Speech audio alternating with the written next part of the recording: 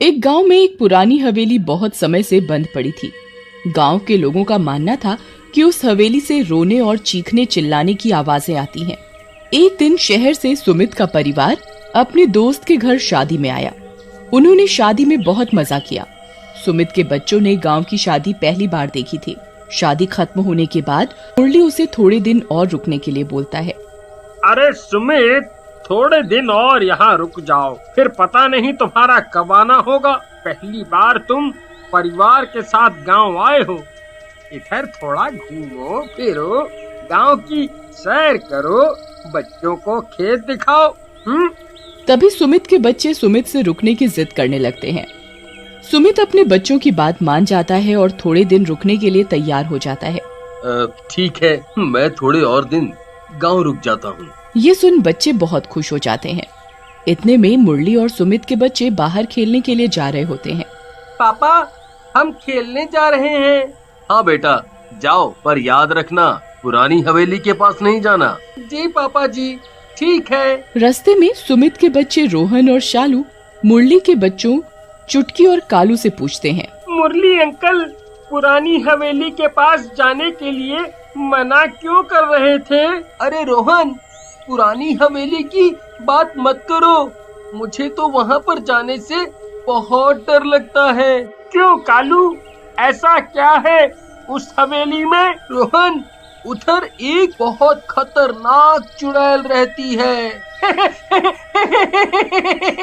क्या चुड़ैल? ये चुड़ैल भूत कुछ नहीं होता। नहीं रोहन, वहाँ सच की चुड़ैल रहती है और उस हवेली से चीखने चिल्लाने और हंसने की आवाजें आती हैं।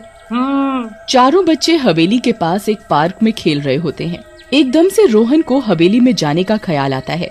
वो सोचता है आज हवेली में जाकर देखते हैं कि ऐसा उसमें क्या है, आखिर कौन चीखता है इस हवेली के अंदर। चलो कालू, चुटकी और शालू, आज इस हवेली में जाकर देखा जाए कि इसमें अंदर कौन रहता है। जी भैया, आज हम अंदर जाकर पता लगाकर ही रहेंगे कि आखिरकार चक्कर क्या है। नहीं, मैं उस हवेली में नहीं जाऊंगी, उधर पापा ने जाने के लिए मना किया है। हाँ, हम उधर नहीं जाएंगे, उधर चुड़ैल है। रोहन, एक दिन उस हवेली में हमारे पड़ोसी की बकरी भी चली गई थी और कभी वापस लौट कर नहीं आई। तुम्हारे पड़ोसियों की बकरी इधर तक कैसे पहुँची? एक दिन वो अपनी बकरियों को खेत से चराकर घर की तरफ जा रहा था, तभी उसकी एक बकरी हवेली के अंदर भाग गई। उसने उसे पकड़ने की बहुत कोशिश की, पर वो नहीं पकड़ पाया और बकरी अंदर चली गई और कभी वापस लौट कर नहीं आई। मुझे तो आज इस हवेली के अंदर जाकर देखना ही है कि आखिर इसमें रहता कौन है। अगर तुम अंदर चले गए तो वापस नहीं आ पाओगे। कोई नहीं, मैं अंदर जा रहा हूँ और तुम्हें भी चलना है तो चलो। उसके साथ उसकी बहन शालू भी जाने लगती है। ये देखकर कालू और चुटकी भी हिम्मत जुटाकर रोहन के पीछे चल पड़ते हैं। जैसे ही बच्चे हवेली के अंदर घुसते हैं, हवेली का दरवाजा अचानक बंद हो जाता है। बच्चे बहुत बुरी तरीके से डर जाते हैं। रोहन जोर से चिल्लाता हुआ, कौन है? कौन है? कौन है? पर उधर कोई नहीं था और बच्चे उस अंधेरी डरावनी हवेली में फंस जाते हैं। वो गेट खोलने की कोशिश करते हैं पर गेट नहीं खुलता। मैंने तुम्हें हवेली के अंदर आने के लिए मना किया था, तुमने मेरी बात नहीं मानी और देखो हम हवेली के अंदर फंस गए। भैया, अब हम भी और लोगों की तरह बाहर नहीं जा पाएंगे। हमें ये चुड़ैल अंदर अपने पास ही रखेगी और मार देगी। तभी हवेली में अचानक जोर से हंसने की आवाज आती है। बच्चे बहुत घबरा जाते हैं और रोने लगते हैं कि अब हम बाहर कैसे जाएंगे, हम तो अंदर फंस गए। तभी बच्चों को एक बूढ़ी औरत दिखती है। वो बहुत डरावनी सी दिख रही होती है। कौन आया है आज मेरी हवेली के अंदर? अम्मा, हम हैं, हम इधर फंस गए हैं, हमें बाहर जाना है। चुड़ैल जोर जोर से हंसने लगती है। अब तो तुम बाहर नहीं जा सकते, जो एक बार इस हवेली में आ गया वो बाहर नहीं जा पाता, वो इधर का होकर ही रह जाता है। अम्मा, हमें जाने दो, हम सारे गलती से इस हवेली के अंदर आ गए हैं और ये रोहन और शालू तो हमारे घर छुट्टियां मनाने आए हैं। नहीं, मैं तुम चारों में से किसी को कहीं नहीं जाने दूंगी। तुम सब भी मेरी तरह अंदर बंद रहो और इस हवेली को और भूतिया बनाने में मेरी मदद करो। ये सुनकर बच्चे बहुत जोर जोर से रोने लग जाते हैं कि अब ये चुड़ैल उन्हें बाहर नहीं जाने देगी। अरे रो मत बच्चों, मैं तुम्हें कुछ नहीं कहूँगी। इतने में ही चुड़ैल का बेटा गोलू हवेली में हवा में घूम रहा होता है। अरे भैया देखो, ये हवा में कौन बच्चा घूम रहा है। ये देख शालू, चुटकी, रोहन और कालू के पीछे छुप कर खड़ी हो जाती है। ये हवेली में कौन आया है माँ? देख बेटा, ये तेरे जैसे बच्चे हैं।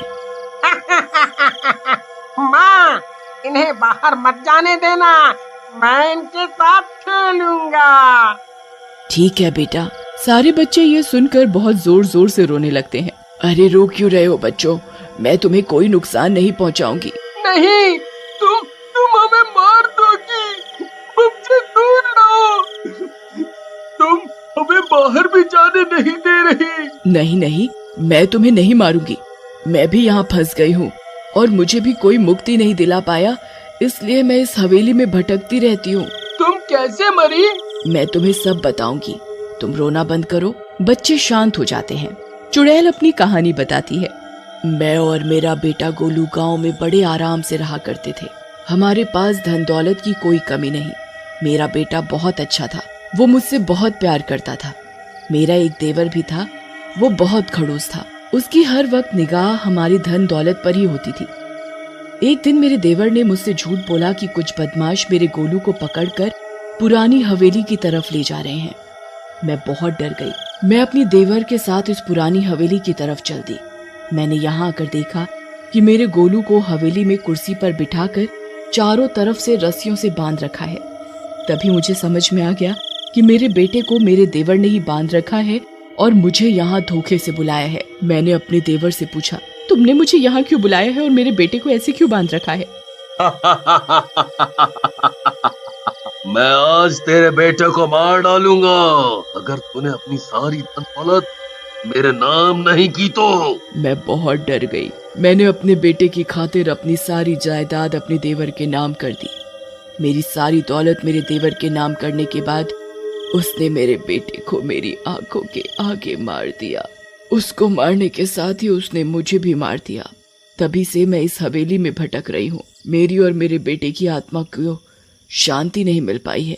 बच्चों को ये बात सुनकर बहुत बुरा लगा। बूढ़ी अम्मा, आप परेशान ना हो, हम आपकी आत्मा को शांति दिलवाएंगे। तुम कैसे मुझे शांति दिलवा पाओगे? कोई नहीं दिलवा पाया, तुम तो खुद अंदर बंद हो गए हो।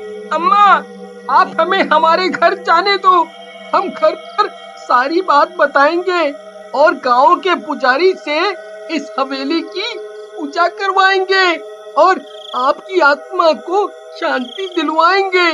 चुड़ैल साफ मना कर देती है और उन्हें बाहर जाने की इजाजत नहीं देती। बच्चे जिद करने लगते हैं और चुड़ैल को विश्वास दिलवाते हैं कि वो घर जाकर सारी बात सच सच बताएंगे और उनकी आत्मा को शांति दिलवा कर रहेंगे। ये सुनकर चुड़ैल मान जाती है और दरवाजा खोल देती है। बच्चे घर जाते हैं और सारी घटना सच सच अपने पिता मुरली को बताते हैं। मुरली सारी बात सुनकर बहुत हैरान हो जाता है। तुम्हें मैंने मना किया था ना उधर जाने के लिए, तुम उधर क्यों गए? अंकल, मैं इन्हें जिद करके ले गया था। मुझे लगा ये भूत चुड़ैल कुछ नहीं होता। पापा, मैंने रोहन को बहुत मना किया था, पर रोहन माना नहीं और हवेली के अंदर चला गया। उसे बचाने के लिए मुझे और चुटकी को भी अंदर जाना पड़ा। अंकल, ये सारी मेरी गलती है, मेरे चक्कर में ही ये सब हुआ। मैं और शालू जिद कर रहे थे अंदर जाने की। जी अंकल, हमें माफ कर दो। मुरली पहले तो बहुत गुस्सा होता है, फिर वो बच्चों की बात मानकर गांव में पुजारी के पास जाता है और उसे सारी बात बताता है। साथ ही वो उसे हवेली की पूजा और चुड़ैल की आत्मा की शांति की पूजा करने को भी बोलता है। पुजारी मुरली की बात मान जाता है और अगले दिन ही मुरली, सुमित और उसका परिवार हवेली की पूजा करते हैं। चुड़ैल और उसके बेटे की आत्मा को शांति मिल जाती है